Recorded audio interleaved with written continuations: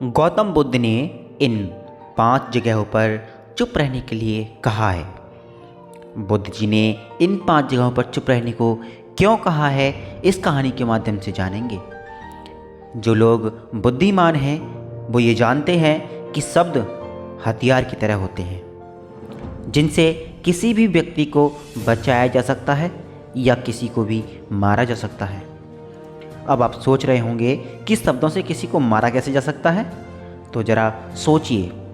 ज़्यादातर आत्महत्याओं के पीछे किसका कारण होता है? किसी के पति ने कुछ कहा, किसी के पिता ने कुछ कहा और उन लोगों ने आत्महत्या कर ली। ये आत्महत्या किसके कारण हुई? वो पीड़ित मन के इतना दुखी कर गए कि उसको मन से वो दुख सहना और ज़्यादा बर्दाश्त करना नामुमकिन हो गया और इसी वजह से उन्होंने आत्महत्या कर ली। ऐसे ही आपको शब्द किसी को नया जीवन प्रदान कर सकते हैं। जब कोई आदमी उदास होता है या दुखी होता है तो आपके शब्द उसमें एक नया जोश, एक नया उत्साह भर देते हैं। एक हारा हुआ आदमी अपने जीवन में एक नई शुरुआत कर सकता है, सिर्फ शब्दों के माध्यम से, हमारी वाणी के माध्यम से। तो अब आप ये समझ ही गए होंगे कि हमारे शब्द हमारे जीवन को किस तरह निर्धारित करते हैं। शब्दों में कितनी ताकत होती है और किसी से बात करते वक्त हमें कितनी सावधानी से अपने शब्द सुनने चाहिए। आज की जो बौद्ध कहानी मैं आपको सुनाने वाला हूँ, उसमें आपको सीधे सीधे तौर पर कुछ ऐसे तरीके पता चलेंगे, कुछ ऐसी परिस्थितियाँ पता चलेंगी जहाँ पे आपको चुप रहना चाहिए। कुछ परिस्थितियों में अगर आप कुछ नहीं बोलेंगे तो वही आपके लिए सबसे ज़्यादा बेहतर होगा। इससे पहले कि आप इस कहानी में खो जाएं, इस चैनल को सब्सक्राइब जरूर कर लें। तो चलिए कहानी शुरू करते हैं। एक बार की बात है, एक युवा लड़का एक बार एक बौद्ध भिक्षु के पास पहुंचा, जो काफ़ी परेशान लग रहा था। और उसने बौद्ध भिक्षु से जाकर पूछा कि हे महात्मा, मैं अपने आप से परेशान हूँ, मैं अपने आप से दुखी हूँ। बाहरी रूप से मुझे कोई दुख नहीं है, मैं धन धान्य से संपन्न हूँ, मुझे कोई शारीरिक रोग भी नहीं है, लेकिन मैं खुद से परेशान रहता हूँ, अपने मन से परेशान रहता हूँ। अक्सर मेरी बातों को मेरा कोई भी दोस्त गंभीरता से नहीं लेता और ना ही मेरे परिवार के लोग मेरी किसी बात को गंभीरता से लेते हैं। मैं जो कुछ भी सलाह देता हूँ या वो मजाक में उड़ा देते हैं या फिर उसे गंभीरता से लेते ही नहीं हैं। मेरी बातों को कोई गंभीरता से क्यों नहीं लेता है? क्यों मेरी बातों पर कोई अमल नहीं करता? क्यों मेरी बातों में कोई रुचि नहीं दिखाता? क्या कारण है? कृपया मुझे बताने का कष्ट करें और मेरे मन के इस दुख को दूर करें। ये सुनकर बौद्ध भिक्षु ने कहा कि आज सुबह मैं चालित ध्यान करके वापस आ रहा था। रास्ते में कुछ कौए काँव काँव कर रहे थे और वहीं पर मैं जब चलता हुआ कुछ देर आया तो मुझे एक मोर की मधुर आवाज़ सुनाई दी। ये सुनकर अचानक मेरे मन में ख्याल आया कि कौवा कितना काँव काँव करता है और कितना बोलते रहता है, लेकिन कोई भी प्राणी कौए की आवाज़ को पसंद नहीं करता। मोर हमेशा सही परिस्थिति के हिसाब से बोलता है।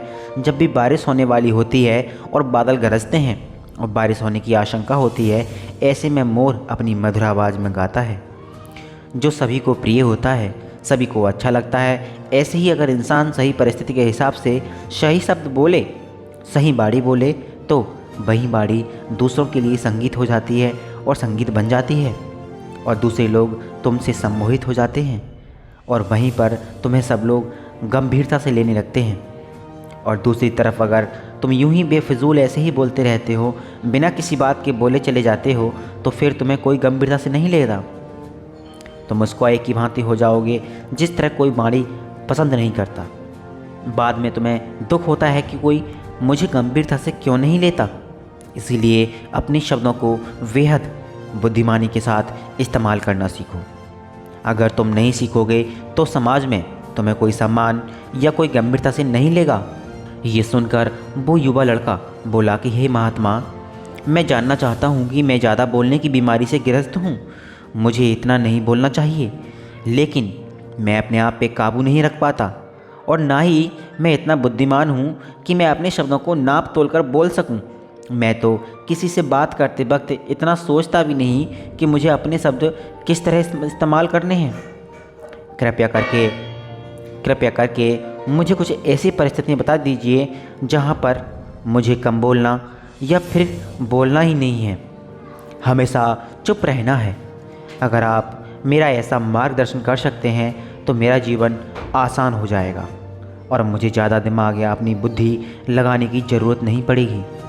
ये सुनकर बौद्ध भिक्षु ने मुस्कुराते हुए कहा कि बेटा, वैसे तो इंसान को हर परिस्थिति में सोच समझकर ही बोलना चाहिए, लेकिन अगर वो हमेशा होश में नहीं रह पाता है, ध्यान में नहीं रह पाता है, तो मैं तुम्हारे दैनिक जीवन की कुछ ऐसी परिस्थितियाँ बता रहा हूँ जहाँ पर तुम्हें हमेशा चुप रहना है। अगर तुम्हें ऐसी जगहों पर कुछ बोलोगे तो तुम्हारा अपमान ही होगा, फिर तुम्हें कोई गंभीरता से नहीं लेगा। सबसे पहली जगह है, या यूँ कहें कि ऐसी परिस्थिति जहाँ पर इंसान को हमेशा चुप रहना चाहिए, तो वो जब किसी ऐसे विषय के बारे में बातचीत हो रही हो जिसके बारे में आपको जानकारी ही नहीं हो। तो ऐसी परिस्थिति में व्यर्थ में बीच में टांग अड़ाना, अपना ज्ञान देना, व्यर्थ का ज्ञान, आपको कुछ पता नहीं है लेकिन फिर भी आप अपना ज्ञान देने के लिए उत्सुक हो रहे हो, तो ऐसी जगह आपका अपमान ही होगा। जरा तुम खुद सोचो, जब कोई बीमार आदमी अपनी बीमारी के बारे में चर्चा कर रहा हो और आपको उस बीमारी के बारे में कोई भी ज्ञान नहीं हो, लेकिन आप फिर भी व्यर्थ में बेकार में उसे ऐसी औषधियाँ बता रहे हो जिनका उसकी बीमारी से कोई तालमेल ही नहीं है, तो ऐसे में आप अपनी प्रतिष्ठा अपने हाथों से खो रहे होते हो, आपको पता भी नहीं होता। ऐसी परिस्थितियाँ में आदमी को हमेशा सुनना चाहिए। ध्यान से सुनना भी एक कला होती है। अगर आप सुनने का दिखावा करेंगे तो कहीं ना कहीं सामने वाला आदमी को ये एहसास हो जाता है कि ये मेरी बात पूरे ध्यान से नहीं सुन रहा है। इसीलिए जब आपको किसी विषय के बारे में पूरी तरह से जानकारी ना हो तो वहाँ पर केवल अपने कान लगाना ही ज़्यादा महत्वपूर्ण होता है, ज़्यादा ज़रूरी होता है। आप उस इंसान की बातें ध्यान से सुन सकते हैं और इसी बीच आप दोनों के बीच एक संबंध पैदा होगा और संबंध सच्चा होगा, क्योंकि आपने उसके बात को बड़े ही ध्यान से सुना है और इस बात का पता सामने वाले को भी होता है। तो हम बिना कुछ बोले सिर्फ सुनने मात्र से किसी को अपना दोस्त बना सकते हैं, अपना मित्र बना सकते हैं। इस बात को हमेशा ध्यान में रखना चाहिए। दूसरी जगह जहाँ इंसान को हमेशा चुप रहना चाहिए, वो खाना खाते वक्त खाना इंसान को चुप रहकर खाना चाहिए, मौन रहकर खाना चाहिए। महात्मा बुद्ध, उनके भिक्षु हमेशा चुप रहकर भोजन करते हैं, शांत भाव से भोजन करते हैं, परिपूर्ण होकर भोजन करते हैं, पूरी तरह से करते हैं, एक एक टुकड़े का स्वाद लेकर भोजन करते हैं। और ऐसा भोजन जब आपके शरीर में पहुंचता है तो वो आपके अंग अंग तक ऊर्जा पहुंचाता है। अक्सर हम भोजन करते वक्त कुछ ना कुछ बोलते रहते हैं, कुछ ना कुछ सुनते रहते हैं, लेकिन मौन रहकर पूरा स्वाद लेकर उस भोजन को कभी नहीं खाते। हम उस भोजन को करते वक्त आधे अधूरे ही रहते हैं और इसीलिए हमारा शरीर रोगों से ग्रस्त हो जाता है। जरा तुम सोचो कि बौद्ध भिक्षु हमेशा भिक्षा लेकर भोजन करता है और भिक्षा भी कितनी बिल्कुल मामूली सी, और वो भी एक वक्त भोजन करने के बाद भी इतने स्वस्थ रहते हैं, इतने उत्साह, जोश और आनंद से भरे होते हैं। और हम तो इतना खाना खाते हैं, इतनी सारी भोजन की सामग्री हमारे लिए उपलब्ध होती है, लेकिन हमारे शरीर में कोई ऊर्जा नहीं होती। इसका सबसे बड़ा कारण होता है कि हम अपना भोजन होश में नहीं करते हैं, परिपूर्ण होकर नहीं करते हैं, मौन रहकर नहीं करते हैं। इसीलिए अपना भोजन हमेशा मौन रहकर ही कीजिए, चुप रहकर ही कीजिए। तीसरी जगह जहाँ पर अपने आप को चुप रहना सीख लिया तो इसका मतलब ये है कि आपने अपने लिए अपने ऊपर विजय प्राप्त कर ली हो। जी हाँ, गुस्से में शांत रहना, चुप रहना इतना आसान नहीं होता। अक्सर हम गुस्से से भरकर कुछ ऐसे शब्द या अपशब्द बोल जाते हैं जिसका पछतावा हमें हमेशा रहता है, लेकिन जुबान से निकला हुआ शब्द वापस नहीं हो सकता, उस शब्द को मिटाया भी नहीं जा सकता। अब वो ज़िंदगी भर हमारे दामन से जुड़ चुका है और वो गुस्से में बोला गया अब शब्द हमारे मन को समय समय पर बेचैन करता रहता है। दुखी करता रहता है। लेकिन गुस्से के वक्त चुप रहना सीखना भी एक बहुत बड़ी कला होती है। गुस्से में आदमी का अपने ऊपर काबू कहाँ रहता है, अपनी इंद्रियों को बस में कहाँ रख पाता है। इसलिए इस कला को आप तभी सीख पाते हैं जब आप गुस्सा भी होश में रहकर कर सकते हो। जब भी आपको गुस्सा आए, आपके दिमाग में सिर्फ एक ही बात आए कि चुप रहना है, मुझे किसी से कुछ गाली गलौज नहीं करना है, किसी को कोई अपशब्द नहीं बोलना है। और जब ये विचार गुस्से के साथ जुड़ जाता है और धीरे धीरे ये आदत बन जाती है, तो आप अपने को गुस्से को भी काबू में करना सीख जाते हो। जब कोई गुस्सा आए तो किसी को बोलने की बजाय कुछ शारीरिक व्यायाम करना शुरू कर दो। उछलना, भागना, दौड़ना, जिम करना, कुछ भी ऐसा व्यायाम कर सकते हो जिसमें आपका शरीर थक जाए। आप पाएंगे कि आपका शरीर थक जाता है और आपका मन भी शांत हो जाता है। आपने उस गुस्से की ऊर्जा को एक सकारात्मक रूप दे दिया है। यही बुद्धिमान व्यक्ति की पहचान होती है। ये दूसरों के तानों से भी अपना घर बना लेता है और अपनी कामयाबी के लिए रास्ते निकाल लेता है। वही सच में बुद्धिमान आदमी होता है। जो जहर को भी दवा बनाकर इस्तेमाल करना सीख जाए, वही असली बुद्धिमान व्यक्ति है। और चौथी जगह जहां आप चुप रहेंगे, वो आपके लिए सबसे ज़्यादा बेहतर होगा। वहाँ आपको सम्मान दिलाएगा। चौथी जगह जब चार लोग आपस में बैठकर बातें कर रहे हों, कोई बैठकर कर रहे हों, तो वहाँ पर जब चार लोग बात कर रहे होते हैं तो चारों लोग एक साथ तो बात नहीं कर सकते। नहीं, एक बार में एक व्यक्ति बोलेगा, तीन सुनेंगे, तभी वो बैठक कामयाब हो पाएगी, तभी वो चर्चा सही रूप से आगे बढ़ पाएगी। लेकिन अगर कोई आदमी ऐसा बैठा हुआ है जो बीच में ही दूसरों की बात काट कर अपनी बात को ऊपर रखना चाहता है, तो ऐसे में वो चर्चा या वो बैठक आपको कहीं नहीं पहुंचाएगी। आपको चारों लोगों के बीच में सबसे मूर्ख कहलाओगे। अगर आपको अपनी बात कहनी है तो सामने वाले को अपनी बात पूरा कहने दो, उसके बाद अपने विचार रखो। यही एक वृद्ध पुरुष फिर कहीं अच्छा आदमी की पहचान होती है।